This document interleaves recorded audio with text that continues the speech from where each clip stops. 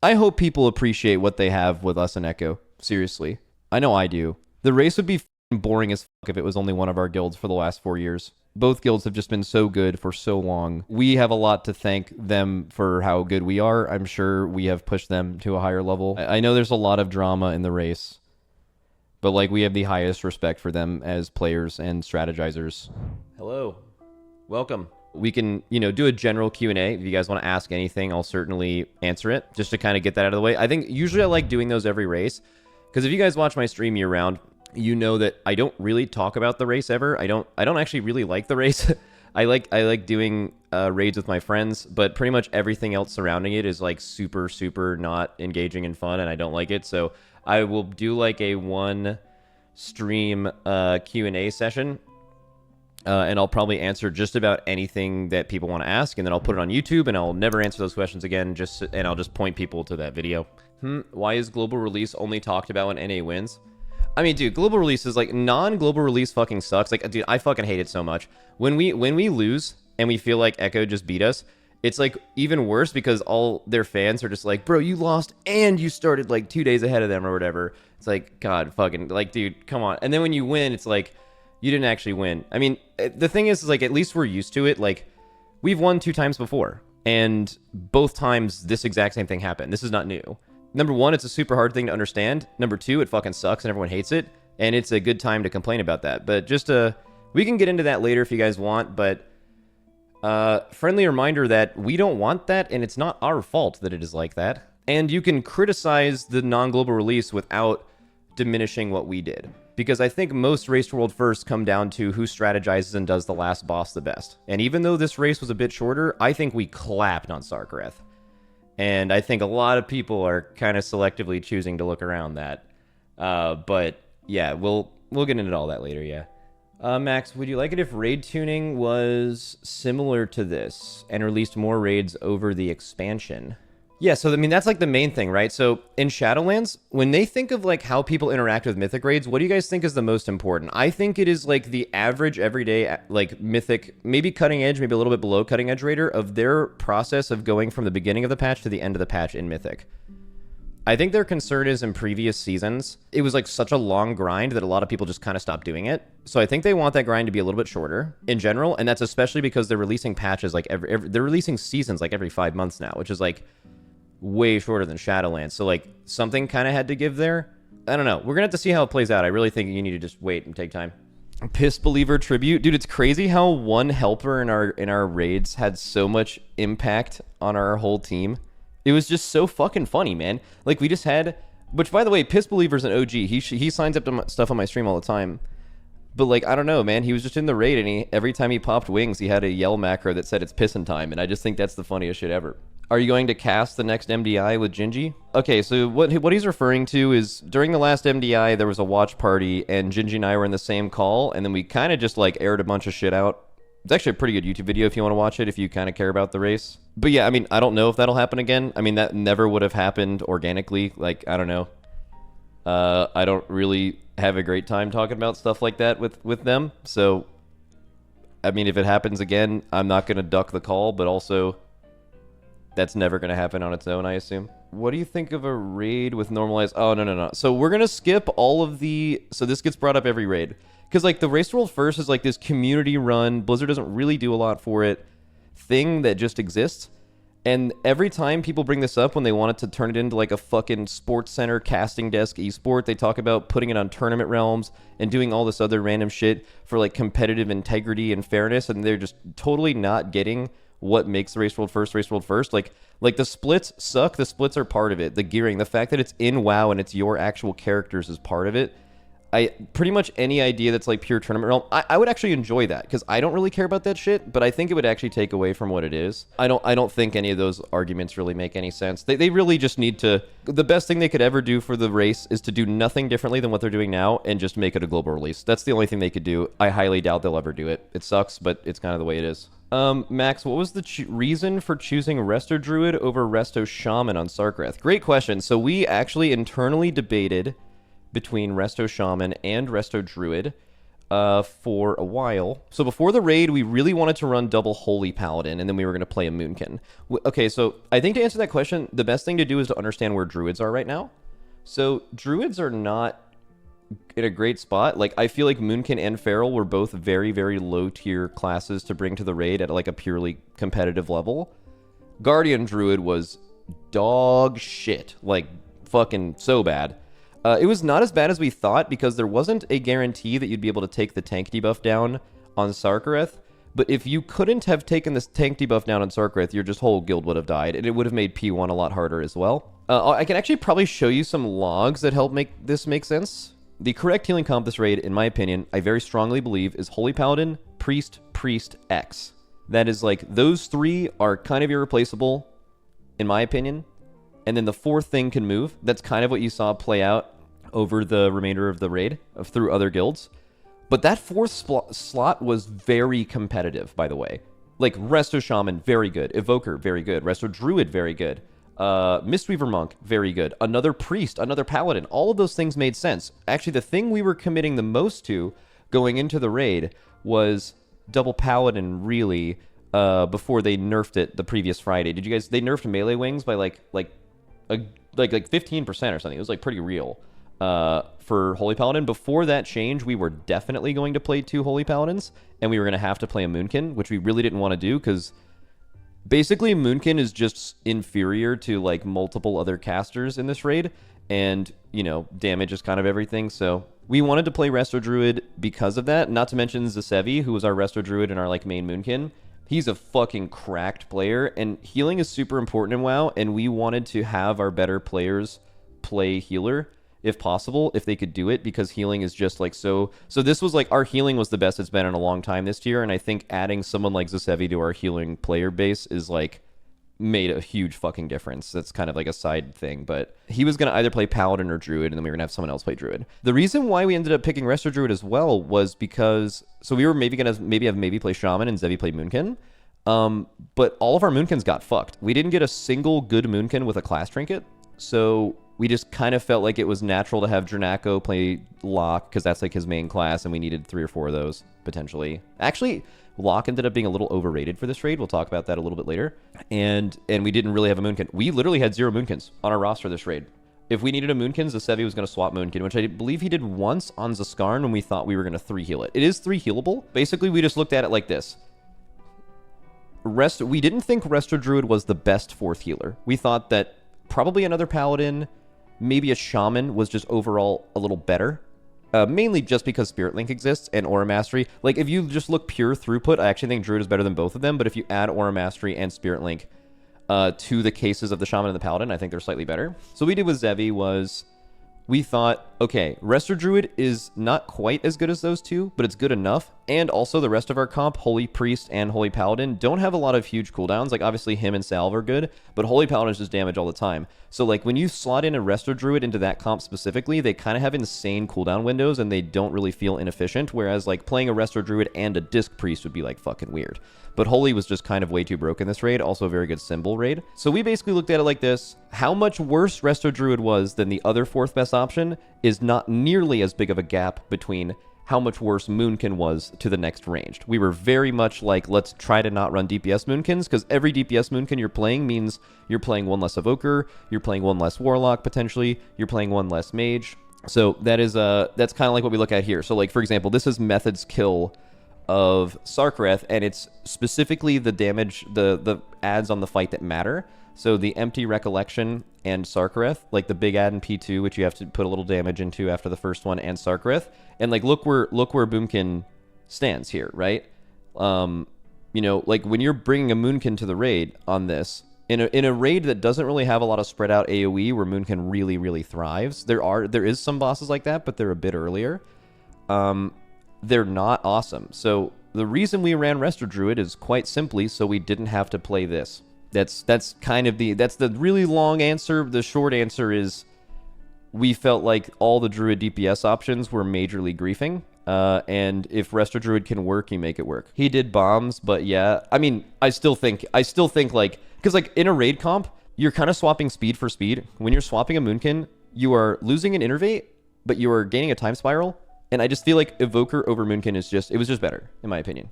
Firedub did bombs and topped damage every pull. That's a little bit different. So there's actually only 3 classes on Sarkareth, really, that gain massive value from being bomb soakers based on timings, and they are one of them, yeah.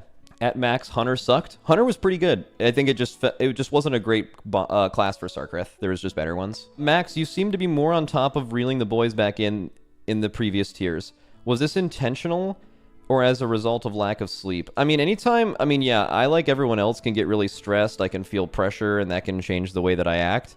I think in general, as a leader, you kind of want to feel a lot of that stress and deal with it so the players under you who are in the raid don't. So there's like a bit of an element of that. But also the way that our guild works is like, we're all really, in the past, like we all like have a lot of fun in raid, and I think that helps us. I think in this raid, kind of the big mantra going in was let's just have fun again, because that's just when we play our best. And my role is to kind of be the fun blocker. Like, someone needs to be the person that focuses the raid, but allowing the rest of them to kind of be themselves. So rather than me in the past, which was kind of the person leading the fun, I kind of swapped my role to being someone who could, you know, refocus it, I guess. Yeah, I'm the fucking fun police, basically. I don't know, you just need someone like that, or else it can get out of hand, kind of. What do you think about Emsy? Yeah, she's great. I've had a lot of people ask us that. You know, because this is the first time, I think, in a while that someone has gotten world first with a girl on their roster. And I think people wanted us to make a bigger deal out of it. That's kind of the vibe I'm getting, is like, dude, how are you guys not, like, promoting the fuck out of this? And kind of I talked with Emsy about it a bit, and this was our general idea, is a big reason why girls don't really progress in the WoW community or in other games as often is usually because they get treated like an outsider, or they get treated like they're someone different. And that is, they usually end up finding guilds where they just feel normal. So they don't really jump guilds a lot because of how weird it can be to be in a guild as a girl. Wouldn't it be the exact opposite of what the point you're trying to get across, where you have a girl on your roster and now it's like a big part of your fucking event, and like you're treating them differently than the other gamers? Like, you do some big fucking announcement. It's the exact opposite of what the whole point is, right? So she was great. I told her she did awesome this tier. Like, we didn't end up using her class that we had prepared for her, but she's a really, really good player. And I think the last thing she wants to be is tokenized. So we kind of kept it at that. Like, just how out of touch of that would have been if it's like, you know, like doing it on broadcast and it's like, all right, and here we go with the fucking Jersey Mike's fucking girl raider POV or whatever. Like, it's just, it doesn't make any fucking sense. So I haven't really talked about it or treated her differently than anyone else, because she isn't any different than anyone else. And yeah, she was really, really helpful to us this year. Really smart. Thoughts on Shadow Priest? Shadow Priest is pretty good. I mean, there's a lot of really good PI classes in the raid right now. I feel like, okay, I will shout out Blizzard, actually. I feel like they tuned Shadow Priest really well. I think Shadow Priest has an impossible tuning problem. Shadow Priest can gain about 15k DPS or more of PI value. And how do you, like, balance that class without them being really bad, but also not being by far the most OP thing to bring to your raid? And I feel like they're right in that spot. Like, you brought one of them on a lot of fights because they were really, really solid. And there was a few, this comp specifically had multiple classes that scaled really well with PI, Demo, Unholy, Evoker. So you usually weren't like having too many of them where like you were giving it to someone who it's suboptimal for. But yeah, they, I don't know, they were solid. They do good damage, they're pretty tanky, they bring PI, and they have a good damage profile. But like, you wouldn't have brought 2 of them. But I don't know, like Blizzard has an issue where like they can't be #1 single target ever, or else they're just the most broken thing in the entire game. It was fun to see Smacked in the raid a lot this tier. I was really glad we had... So Smacked is a goddamn beast. You guys remember his name. He is really fucking good. He didn't get to play a lot last year. He's been doing some MDI stuff recently, getting into dungeons. He's definitely ramping as a gamer. I think that guy's really solid. The reason why we weren't considering him in all the time this tier is he actually had some family situation this raid where, I'm not going to really go into it, but like someone that he lives with was sick and he had to take care of them. And he basically told us, like, I really can't be around this much this year. So we couldn't have him in all the time, but we were able to bring him in on Sarkareth and some other fights to deal with that. We actually had more than a few people that had to leave this tier. So Rivens actually had to go home due to a family issue in the raid. Childrill was unable to play this raid due to some extenuating circumstances. We actually had like 4 players this tier that couldn't be around a lot or couldn't play at all because of things at like the last second. And we ended up making it work. What mistakes do you think you made this tier and that you can improve on? So I'm going to give that some time. There's always things you can do better. There's like a few strats on some early bosses I thought we had that were fucking dog shit, and we changed them for the wrong reasons. But I think the biggest mistake, I would say the biggest learn we had is we slept almost no time to kill Sarkareth, and you can't do that on an end boss. We went to bed at midnight of the previous night, and we woke up at 5 a.m. People were hyped because they knew we were going to kill it in the morning, so I bet they got very little sleep. I'd say they got like 3 to 3.5 hours of sleep on average, maybe. Okay, so we actually left the previous night knowing that it could die any pull. Because if you guys watch our strat, if you can do the going down thing and coming up with everyone alive, it's just dead kind of thing. Our strat made it so there wasn't a damage check. We knew it could die, but it was very clear, and you realize this when you're doing the race, is like you start going later and later into the night, and it is obvious that people are exhausted, and there just becomes a point where statistically, with everyone taking turns having bad pulls because they're fucking exhausted, you will probably not kill an extremely mechanical intensive fight like Sarkareth. Sarkareth, probably going to be confused for an easy boss, is very mechanical and very challenging. It's just short, right? And we'll talk about Sarkareth a bit later, but like outside of P2, like the other two phases are really difficult and they require a lot from you, and that's the exact kind of fight where like later in a night, you know you're not going to kill it because people are too tired. So the only reason that we went to bed was we just need to wake up on a fresh day and we kill it. But 3 hours of sleep is not enough to gain back that like cognitive level that you're looking at to actually kill an end boss that's that hard. The thing that I learned is that we slept way too short. We woke up with 0 sleep basically, and it took us like 5 hours to kill it or something. If we would have slept even 5, 6, 7 hours, that boss would have gotten killed in like an hour. People were making just tired mistakes, and it was like kind of, in fact, it was almost a terminal mistake. Because if you guys know what happens to your body on low sleep, you're fine in the morning. Where you really see the fall off is as you're awake for longer. So like if you get 0 sleep, you're going to be fine in the beginning of the day, but at the end, and dude, it was starting to snowball a little bit. When we didn't have food when we got here because it was so early, we would have had another little burst after lunch if it ever got to that point. But if we like didn't kill it shortly after lunch, we could have like it would have been bad. So I think we needed to wake up early because we knew our strat was so good, and Echo usually makes really good strats. I actually think the strat they made on Sarkareth was really uncharacteristic of them, but we knew if they made a good strat, like they could kill it really soon because, you know, it just seemed really, really killable. We were really happy because we woke up and the strat they were using it and the way that they were playing, it didn't seem like they knew it was really killable. So that when we woke up, we knew we won. We were like, okay, with this, we're gonna win. But we didn't get a lot of sleep. So in hindsight, again, pure hindsight, you sleep for like 3 or 4 more hours with like actual good sleep. Like people were literally closing their eyes in between pulls. We would have absolutely shit on that boss. People were so exhausted. But at the same time, you respect Echo so much that you don't know if you can do that. Like, how can you live with yourself if you wake up at 7 or 8 instead of 5 and like they kill it at 7?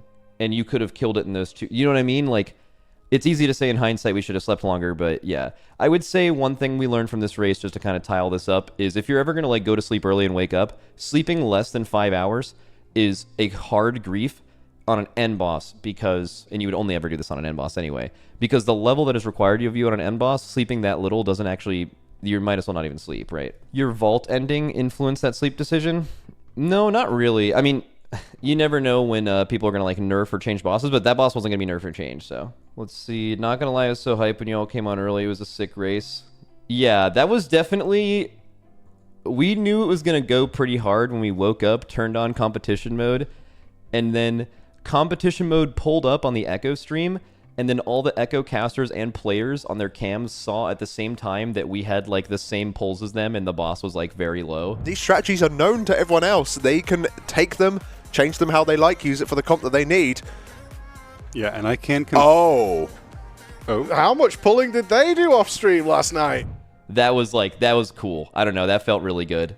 That felt like really cool. Max, do you feel like DPS specs were overall generally balanced, as in more time any spec would be somewhat viable? Yes, absolutely. You know how we've talked about with DPS balance in previous raids too? Sometimes the actual raid itself is the reason the meta is the way it is. Like, I'll give an example. If there was like, at any point in Sarkareth, some like spread out AoE that mattered, Moonkin would have actually been goated. Moonkin isn't bad right now. It's just not the best single target class, and it's not the best 2-target class like Sarkareth is in P2.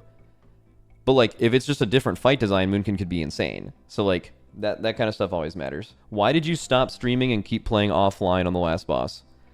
I actually have a lot of thoughts on this. So, number one, it's pretty obvious, and I explained it at the time. We figured out over dinner, like, they went to dinner, and I sat at my computer, and I kind of mapped out how we were going to do P3. It became very clear where the end of the fight was, and we knew when we were going to go down, and we were very sure that it was the best way to do the fight.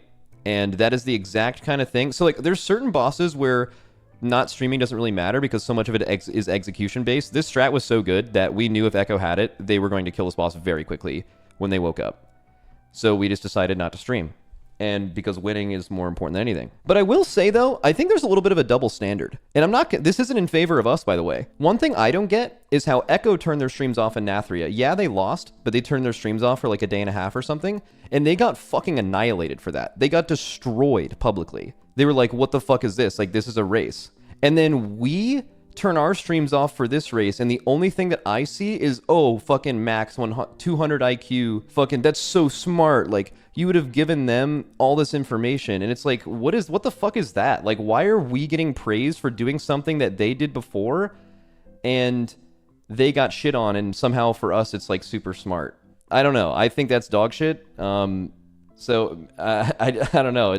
I really don't understand that. You still streamed half a day? Nah, it doesn't matter, man. It doesn't make sense that they got treated like that and we got treated the way we did, regardless. Because we went to bed the previous night knowing they were going to wake up and kill it, and they were going to give us some information that would help us on Sark, just like they do every day they wake up. And then we just decided one day to not give that to them. Yes, it was like insanely good information in the strat, but like they could have came up with the same strat. In my opinion, our strat is like the logical way to do the phase. I don't understand. I need to talk to them exactly why they chose to go down when they did. They feel like they lost a lot of damage. But like if they came up with our strat, regardless of seeing it from us, like I think they would have won. You know, a lot of these races comes down to how you play on the last boss, both mechanically and strategically. And I feel like we did both of those things significantly better than them, and that is why we won.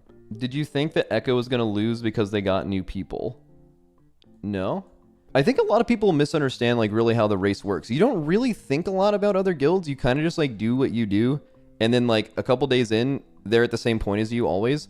So you just start incorporating what they do. You're not really competing against other teams. You're kind of just like competing against yourself. All the teams are doing this. But like with streaming, there's like information. I don't know, it's weird. Like for example, something we didn't do before the race was like, yo guys, let's fucking go. Like they got some new players. Like, I don't know. Now, I think most people are referring to like Now. Now is an awesome player, right? But like we lost Ben. And Ben is like probably the best person I've ever seen play video games in a guild that I've played it. So like, you know what I mean? Like there's not like, oh, we like gained some massive thing here. Like I'm sure Andy and Yipz both did really fucking good. But no, I don't think that can have that much of an impact, yeah. Also, not gonna lie, you giga yoinking P1 strats on both Nelth and Sark from them and not letting them yoink from you is kind of shitty. Yeah, I understand that point of view. That's kind of what I was getting at earlier. Like I could see them being upset by that. Obviously, everyone always has the opportunity to turn their stream off whenever they want. But yeah, I mean, I totally understand feeling that way. Max Method showed the hell up this race. Next few races are going to be lit. Yeah, Method did really well. You could tell when Method killed it, because they've gotten third before. But when Method killed it, they were so happy. And they were really shitting on everyone else behind them. So it wasn't like they really closely beat out BDG or whoever the fuck is fourth. They were like, yo, we got better. I don't think they probably think right now they're like on that level. And I think going into this tier, it's probably like like here's what you get. You can tell that they set expectations, right?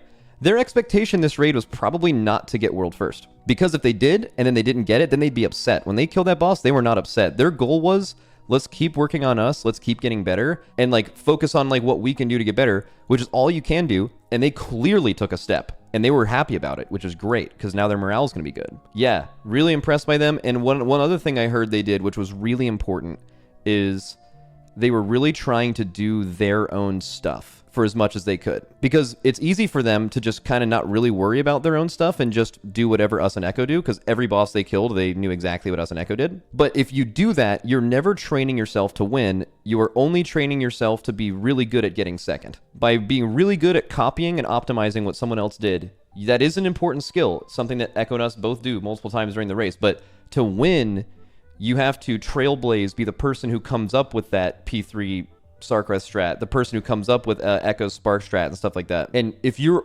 never putting yourself in a position to actually make that mid-race, you're kind of fucked. You're maybe going to do well, but it's very far away from actually winning. So yeah, super solid. That is my I think that's my proudest achievement of things.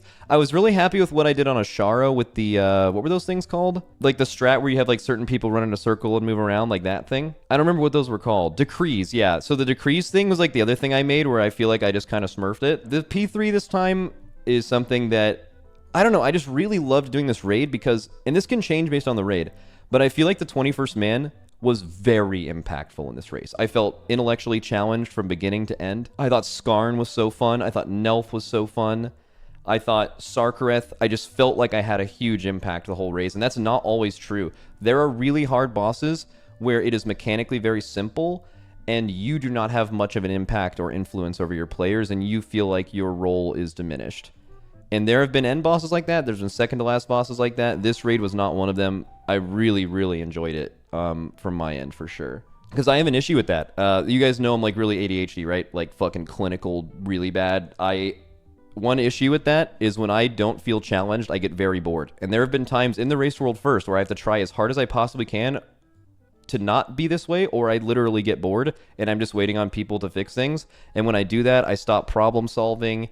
And it's just so bad, and you have to kind of keep yourself in that space. This raid, I didn't really have to try very hard for that because we do that. We like it was, I don't know, it was just made to where there was always something to be solved. Yeah. Max, do you think the weak aura used on Neltharion is any different from the old radar style ranged /10 graphic you could have? I actually am surprised that the Neltharion weak aura didn't make a lot more people mad. Or maybe I just didn't see that. I guess I'm not really in a place to see people get mad, but because that weak aura looks crazy as fuck. It looks like some game-breaking, like Archimon tier fucking crazy weak aura. It was really good and it was cool, but like, you know, like you could just do Echo Strat, which is less than the last phase, undersoak the first thing, and then you have like a million portals, and like who cares? It just looked crazy, and it was really cool. Our weak aura guy actually smurfed this tier. Shout out Bart. He's Nemesis. He's actually in chat right now. Dude, it was getting so funny on the last boss because of how many little small weak auras we were making as we progressed. It was just getting to be a thing where I'm like, yo, Bart, you there?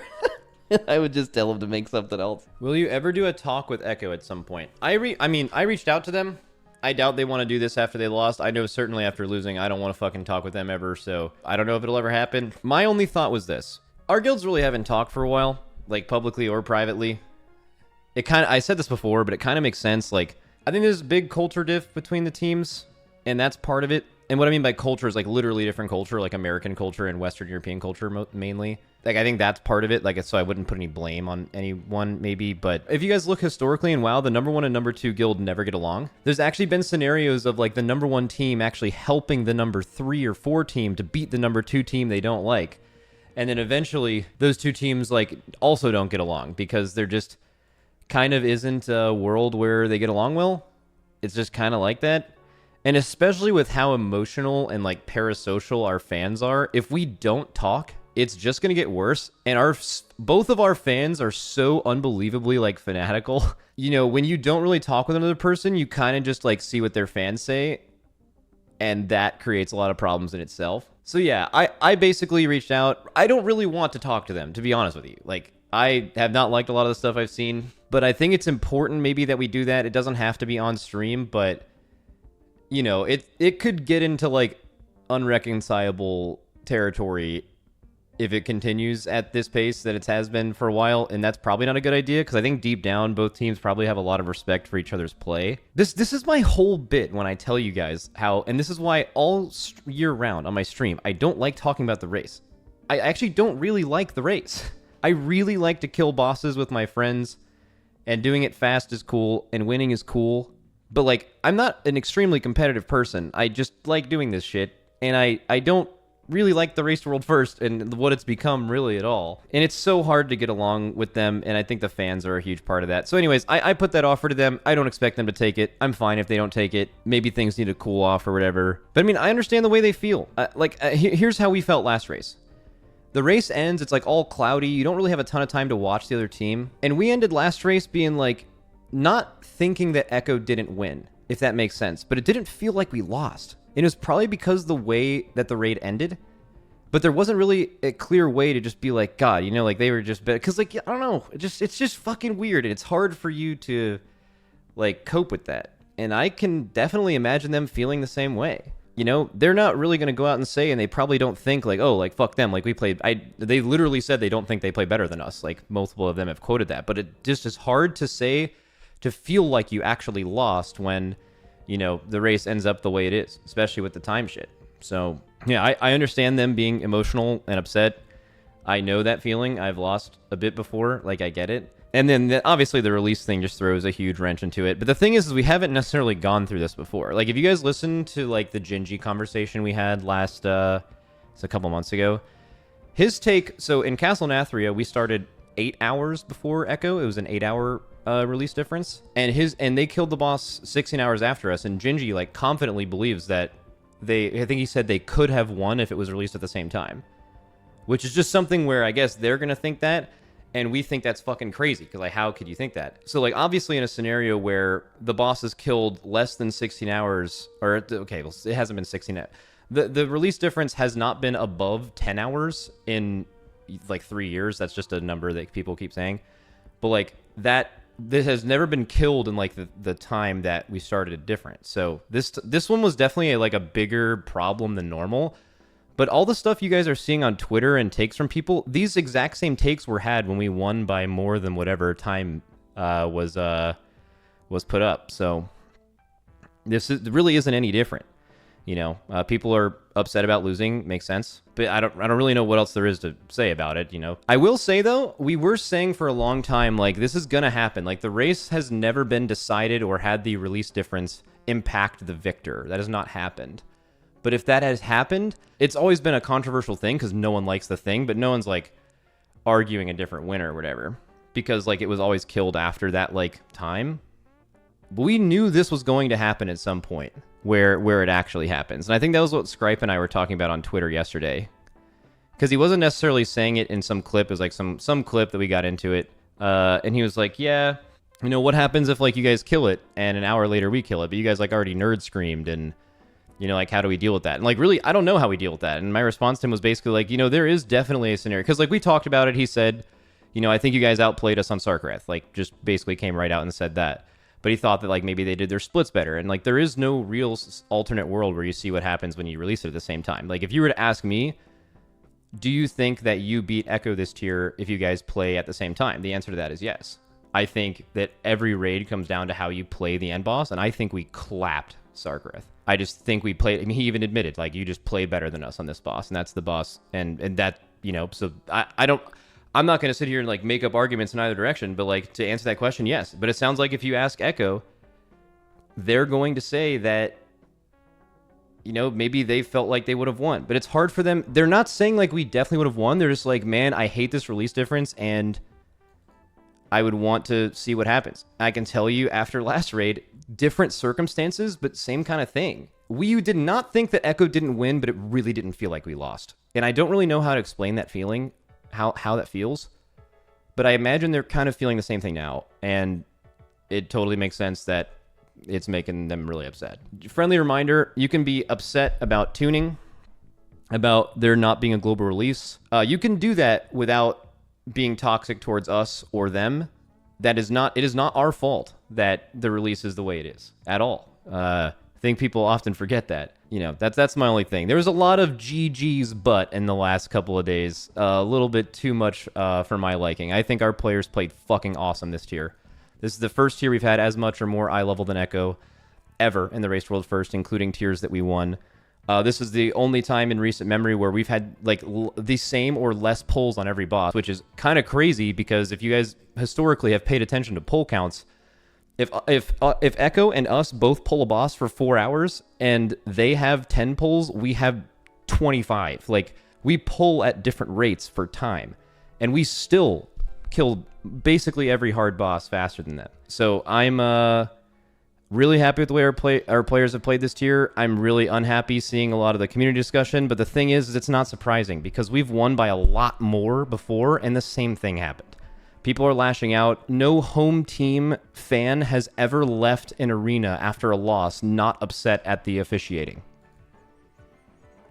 It's just what it is, man. This is sports. Max, why was your reaction so delayed when it died? Because I was just focusing on making sure we didn't wipe. We had a couple of debuffs coming out, and if they die, it's a chain reaction. I don't know. I'm always someone who like kind of stays to the end. Like, and as far as I will say this too, as far as how controversial a kill could be, like as far as like the release stuff, like I'm not gonna lie to you, I've seen a lot of takes. It seems to me that there are a lot of people biased in either direction, including me. I am obviously biased towards us. I'd be crazy to tell you that isn't the case. But a lot of takes are extremely emotionally charged, and they're filled with bias. I have not seen a lot of impartial people being like, I think Echo won this race, right? I think if you know a lot about the race and you've watched it, that is not a take you're going to see. That being said, I was thinking about what the worst possible situation would be for this, because I figured the first time that we kill a boss, you know, less than 8 hours or whatever the release advantage we had, what that would actually look like. And I think this is like not the world-ending scenario I was seeing. Like, it could have been infinitely worse. Like, we could have, like, for example, imagine we killed the last boss and like we just like raided so much and we had like way more time and pulls on the boss than they do. And then like we kill it first, and then it's just like, what is this? Like, at least like it was obvious, and even in their admission, that we just outplayed them on that boss. But I was thinking about the worst case scenario. Dude, imagine we don't kill the boss Monday night, okay? And then Echo goes to sleep, and they wake up Tuesday, the last day of their reset. We do our re-clear at 7 in the morning for us, halfway through their raid day, and then we extend our lockout and kill the boss with a new reset of gear and new crests. And they kill the boss just like 2 hours after us, or 1 hour after us, or even shorter, I guess. And they had the previous week's gear. I was thinking about it. I think that is the like ground zero. Like, there would be violence. I think. Well, I mean, actually, I don't even think that situation would be that controversial, because I think in that scenario, Echo is just the winner. Like, I think that's another thing that Echo fans are really worried about too, is I think Echo fans have this fear that like we would win an illegitimate race, and then we would just like say fuck all of them. Like, what is it? Like I can tell you right now, if something like that happened where like it was clear that like the best team didn't win, I very strongly believe that was not the case this raid. We have to figure some shit out. Like, there's absolutely no fucking shot that would be a thing. Like, dude, just imagine that. That could be a thing. Yeah. Some Echo fans already think every outcome other than Echo winning is illegitimate. I mean, it makes sense, because most of it is because it's just super understood. Here's how you know it's super misunderstood, is people still refer to it as the 16-hour advantage or a full day advantage. And it has been 3 years since the delay difference between our two guilds has been more than 10 hours. It's just made up. Like, it just hasn't been that. But like, it's just a talking point. It's a sticking point. Not to mention that most of the time when people are following the race, guys, like, how many people are watching me now in a few days? I averaged 7K viewers, 6.5K viewers over the last 6 months before this race came out. And then during the race, I averaged like 30K viewers. Okay? There's a lot of people who watch the race that are like NAEU fans that just hear a trigger word like, oh, they start ahead of them. Like, what is this? Like, there's time or whatever. Right? There's no like real easy way to do it. You can't do it doing it based on poll count would be insane. Doing it based on total time spent would be insane, because that would heavily favor EU or anyone starting later. Yeah, I mean, it's just, it's just kind of the way it is. There's a lot of people watching who only watch during the race that obviously don't really understand WoW at a very high level, and it's very easy to get really upset at something being labeled as a race, which is so funny, because if anything the Race to World First is, it's not really a race. It's like a lot of other things. Like, race is a bad way to describe it. You're just like, race, but time spent difference, and like people getting something early in a race. You know, there's no like really great analogy for it. So the anger and the frustration all make sense. But yeah, Max, I'm not sure if you've already talked about this, but do you plan on doing more off-stream polls for later bosses and upcoming raids? I mean, so we did it this time and it seemed to be pretty cool, so maybe. It really depends on the fight. I think Sarkareth was an exception. We could have done this in the past and we really haven't. Like, both guilds do like their, oh, our raid day is ended, we just killed a boss, let's do like 2 polls off stream and go to bed kind of thing. That's like super whatever. But as far as like not streaming for half of a raid day almost, it would have to be an extreme situation, and this raid was one of those where you would just be handing them the best possible strategy on a silver platter, and that is just not viable. Like, you can't do that. Echo thought you were 30% behind where you were. Yeah, I mean, you could see the reaction on their players and their casters immediately change when they saw that we were at the same pulls as them, and that we had the boss very, very low, and they didn't even know how bad it was. Our boss was low, but like, it was the worst pull ever, and we hadn't even done the like go down yet thing right, and the boss could have died any pull that happened. Yeah. Is Dorky getting a world first this raid? Dude, I hope someone clipped Dorky reacting to like the THD clip yesterday was so funny. We were fucking dunking on Dorky randomly after the race. We were like, dude, Dorky fucking didn't get a world first because he couldn't get a contract done in time. And then THD was like, we probably wouldn't have won. He's a mythic pluser. He's been depleting keys this week or something like that. It was so good. Max, do offline polls count on Warcraft logs? Yeah, so here's how it works. So basically, if you're doing competition mode on a boss or whatever, or you turn that off or on, I don't really know how it works. I don't handle it. It doesn't show your progress on the website, but it counts every poll. So you can actually see it on the Echo POV. When it updates our information on competition mode, it added our new percent and the amount of polls that we spent. You can't like do one or the other. The polls that you're spending is how it's seeing your progress. Yeah. I kind of saw that a little bit yesterday. It seems like a really low tier cope of like Liquid actually took much more polls than it did because like all those off-stream polls didn't count, but that's just incorrect. Are you going to do some conversations with the community about the Mage and Holy Pally changes? Yes. Fired Up's very happy. Apparently, Ice Block's off the GCD now. Congrats on the Race World first win. I think you guys clearly played better on the last boss. It is super healthy to have two really top-tier guilds neck and neck each race is what makes it fun. Dude, so no one's really asked me about the tuning, but I'll get into the tuning in a second. I kind of tweeted about this yesterday, but like, fucking God bless that Blizzard, among all else, released a tier that did not need every fucking boss to be nerfed over and over and over again and bug fixed. This was actually the first race in a long time that was virtually bug fix free. Like there was like small things on a few fights, but like, oh my God, it was just such an enjoyable progression experience. I don't know if you guys listened to like kind of what our players were saying last raid. I'm serious, win or lose, if we ran into that again, I think a mountain of players would have quit. It was just so much less fun. The way I've maybe been able to describe it before is imagine if you guys have played Elden Ring or something and you know, a boss is really hard and maybe it takes you 20 tries to kill it. But through those 20 tries, you get better and better and better and better, and then it dies. That is not how the race has felt to us for the last two raids. It has felt like you got better and better, and then it was like, this is impossible, this is impossible, this is impossible. They nerf it, instantly dies. It is the least gratifying fucking feeling. It didn't feel like you were killing bosses. It just felt like you were wasting time hitting a brick wall, and it was the least fun thing ever. They didn't do that this race. Now, I think tuning is something that has been misunderstood. So, number one, I'll just be 100% honest. I think a lot of takes about the tuning this raid. I think there are some very legitimate takes about whether it should be harder or take longer or whatever. I think a lot of those opinions, a lot of them have a lot to do with if their favorite guild won or lost. A frighteningly large amount of them. But I think there is a very good point as to like where's the actual, you know, like where should races lie. In fact, strangely enough, Rare, Taliesin, and Evitel dub here. How do you say their name? There we go. If the raid is beaten in the first week, it is trash. And also if it is beaten in the third week, it is trash. Also, if it is beaten the day after the reset on the second week, it is trash. The only good raid lasts exactly 12.5 days. Come on, Blizzard, sort yourselves out. Which is, hopefully that hit home for a lot of people. And then also J.B had, J.B kind of spit. JB said this 5 months ago after the last Race World first, and I think Blizzard was watching my stream. Let me mute my music for a second. Wow, is it less quiet now? Honestly, because you have no idea what they're capable of. Race World first guys come up with some of the craziest strats. They try so hard.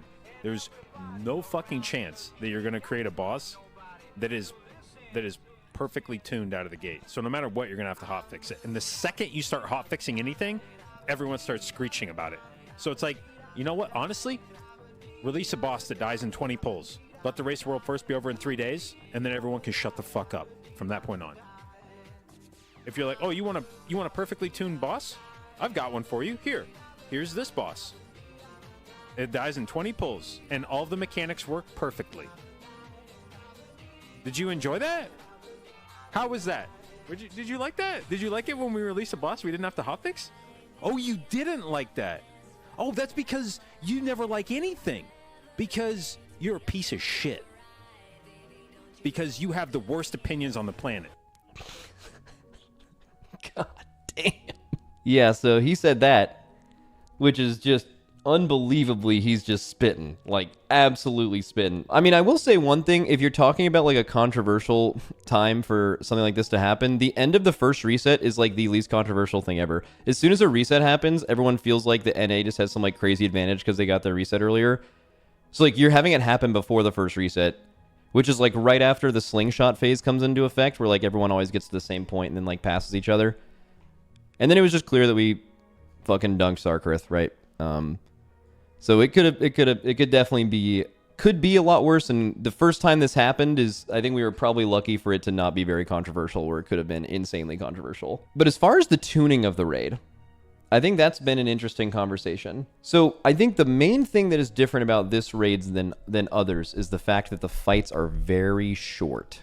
And I think that's an experiment by them, some that people are liking. I saw Dorky, a few other players who don't raid as the main part of their game but enjoy raiding, say that they have enjoyed this raid more than many in years. Because it just seems like there's something about a 7-minute fight that is just different than a 12-minute fight. Part of a 12-minute fight is that it is hard because it is long. And if you look at most fights that are 12 minutes or more, or around there, there's often a phase of that boss that does not need to exist. And that phase existing is not difficult maybe, but it just making you spend 3 more minutes thinking like that just makes the fight harder because of that. In general, I would prefer, if a boss is really hard, having a boss be very difficult and kind of condensed into a smaller package, and everything that's hard about the fight is the actual organic fight.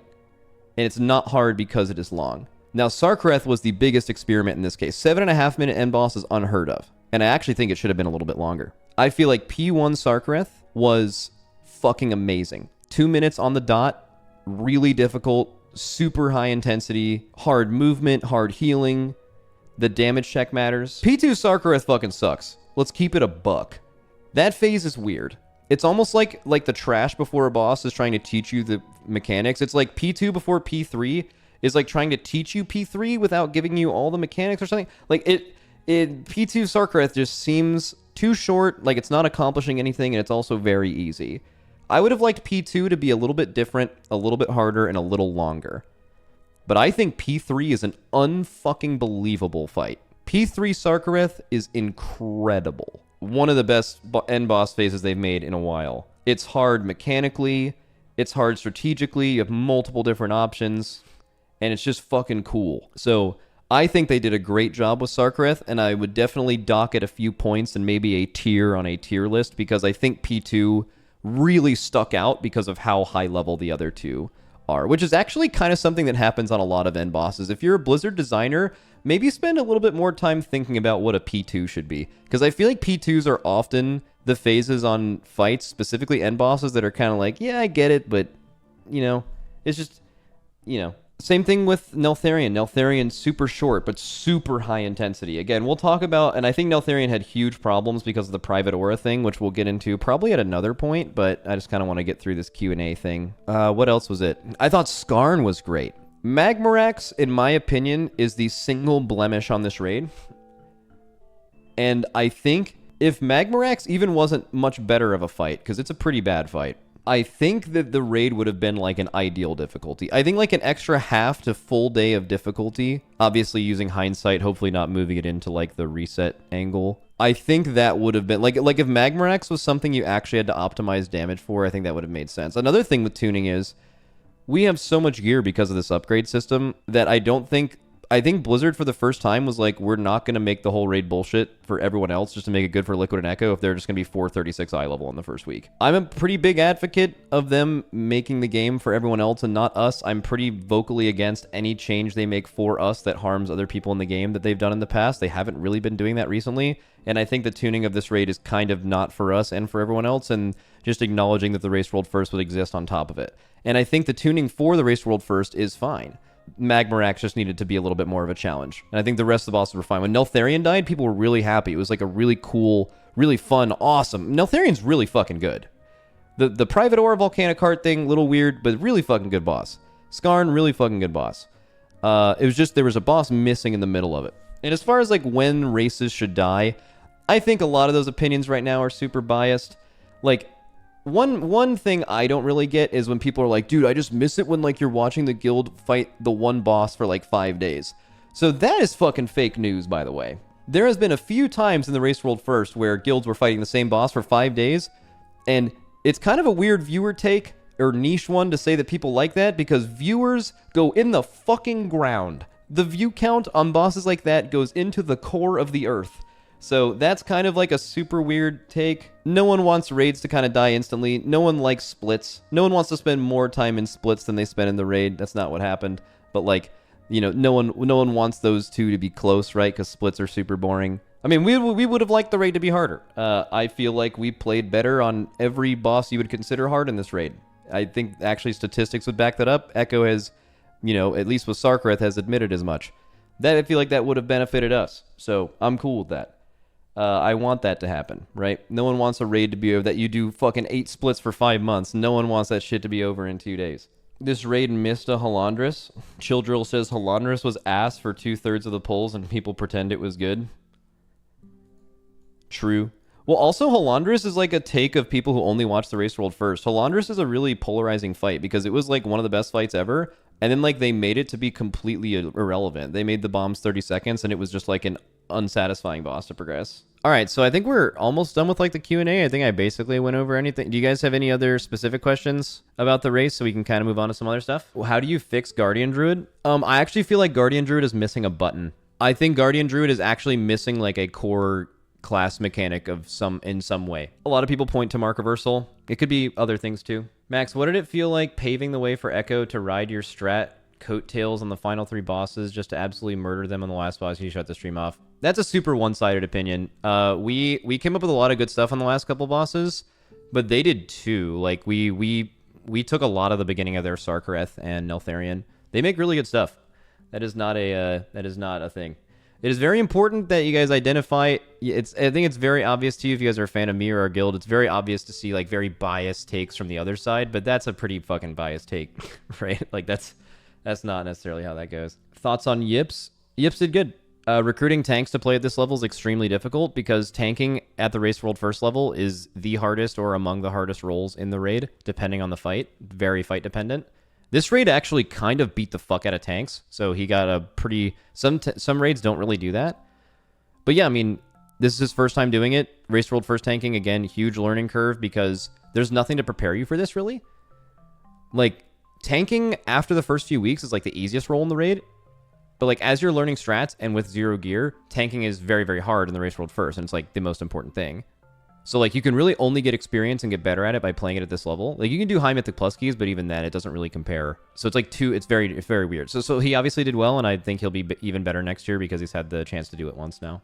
Rashok and Nelth. Dude, my take before the raid was that Rashok and Magmarax should have swapped positions in the raid, which would have allowed them to tune Rashok better and have Magmarax not matter because it never should have mattered because the fight is so bad. I strongly hold by that. Dude, do you guys know they made a boss as good as Rashok? Rashok is one of the best fights they've ever made. It could have been like the 3rd to last boss too. Oh my god, that fight is incredible. Max, did you feel Echo was ever able to capitalize on the Slingshot? Both guilds played well, but it felt like you had a commanding lead the entire race. Yeah, I mean, I don't know. I don't really pay attention to where Echo is until they're caught up with us, so I don't know how a lot of that early stuff happened. What the fuck is the Slingshot? The Slingshot is this. Whether we start a day early, a day behind, at the same time, fucking 2 days ahead, like, what will always happen, like 3 to 4 days into us getting into a race, it will result in both guilds waking up behind and being able to yoink and going to bed ahead. And that's called the Slingshot. You wake up, you have your own ideas, you combine them with what they're doing, and then you just fucking zoom, you just Slingshot. Max, do you think you could have gotten away with doing a few less splits given how quickly Mythic was able to be cleared? So obviously yes, but you never know that going in, right? So that's like hindsight kind of thing. I need to, Echo seems to think that they did their splits really well. I need to look at the beginning of this race, and I need to see what they did differently than us, because it seemed like relatively equal. One thing also to consider with splits is that whenever you're making early tier decisions, they just have a lot more information than we do. Like, we go in on the first day, we don't know how easy heroic or normal is. That changes how many splits we do or how we do our splits. We don't know how Echo of Neltharion trinkets are dropping. It's actually the main reason we didn't play Mistweaver this tier, because we thought it would have been impossible to get them a trinket. Turns out they drop like candy. right? So like any decision they're making in the first few days is made with the information they came up with and also the knowledge of what we did, and we are kind of having to improvise on the spot. So like a lot of time we spent at the beginning of the race was spent figuring out what we were going to do with how easy the raid was. And I think they can kind of go into their reset already knowing what they want to do. But I will see, because obviously if they did something really cool and better and smarter with splits, I would definitely want to fucking yoink that. So we will definitely review that. We haven't really gotten into reviewing much of the raid yet, just because you usually want to give it some time after it's over. Zerwo, no, of course we're not the winners. Max, how many days did you plan for this race to last? Good question. You never know the answer to that. You know you always get as much gear as possible, and we did way more splits this tier than we normally do. I will say that I would not have guessed before the tier for it to die when it did, but also there really is no way to know. Like, even though Magmorax is a total joke, they could have just tuned Magmorax to make you spend a day on it, you know? Like, I think you expect most raids to go like 6 to 8 days, 6 to 9 days maybe, but that doesn't really change your decision making. You have to play for a week 1 kill in case it's possible. We made the mistake in the past, specifically on Sylvanas, of preparing for a week 2 kill, right? When we did our splits on Sylvanas, or in Sanctum, we did them right before Painsmith because we saw Painsmith's difficulty, and then we're like, dude, right after this, it's Fate Scribe, Kel'Thuzad, and Guardian. Like, those bosses are just going to be gear bosses, so we might as well get the gear now to save time on a Painsmith kill. And then we do less amount of splits, because if you do less splits on that week, assuming the end boss isn't killable, the next week you just get all that gear back with like the Mythic Reclear, so like it doesn't really matter, and you'd favor the progression time instead. And then the next 3 bosses were all killed instantly, and then you were staring at Sylvanas for 3 days, and now it was very, very possible for a week 1 clear. It like kind of changed very quickly. And then, you know, we were 2 eye levels less than Echo and wiped at 0.2%, right? I mean, that was a terminal error we made. So we kind of aren't planning to make that mistake again, right? You can't do that. You have to always play for week 1 clear. I hope people appreciate what they have with us and Echo. Seriously. I know I do. The race would be fucking boring as fuck if it was only one of our guilds for the last 4 years. I think for the last, like, 3 or 4 years, going into any raid, saying that any team had lower than a 40% chance to win the raid, you would just be someone that someone could win money off of. We have been fucking... Both guilds have just been so good for so long. We have a lot to thank them for how good we are. I'm sure we have pushed them to a higher level. I know there's a lot of drama in the race, but like we have the highest respect for them as players and strategizers. It's not easy to say that. I'm not gonna lie. And now Echo or Method, yeah, Method is for the first time ever in Race World First history, I feel like this is true, where there is a third guild that really feels like they are making strides to get to this level. I think the best thing that this race will do for Method is they will, you know, if like someone were to reach out and be like, yo, you got a good player, what's up? In the past couple tiers, that player leaves because they're like, I want to win and I don't feel like I have a chance of winning here. I think those players, for judging from the way that they reacted when they killed it, I think the players in that guild think that they can win the race now. And confidence is a powerful thing.